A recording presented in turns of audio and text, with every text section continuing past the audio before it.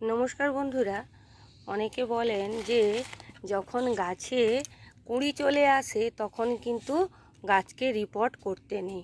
তাতে কি হয় না, গাছের কুঁড়িগুলো ঝরে যায় আর গাছ তখন ফুল দেওয়া বন্ধ করে দিয়ে গ্রোথ নেয়।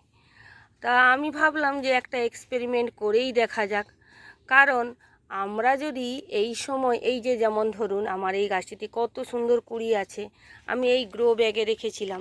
এইবার এই গাছটিকে দেখুন, এর শেকড় বেরিয়ে বেরিয়ে যাচ্ছে।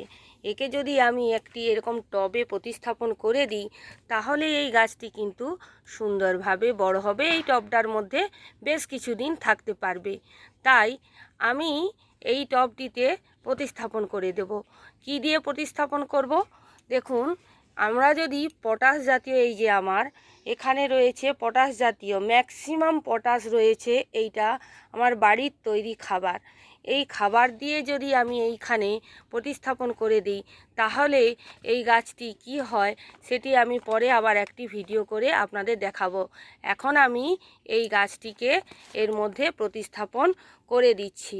তাই আপনারা দেখবেন যে এরপর কি হলো, আমি আপনাদেরকে এর আপডেটটি দেবো।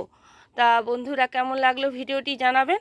যদি ভালো লেগে থাকে তাহলে চ্যানেলটিকে সাবস্ক্রাইব করতে, লাইক করতে, কমেন্ট করতে ভুলবেন না।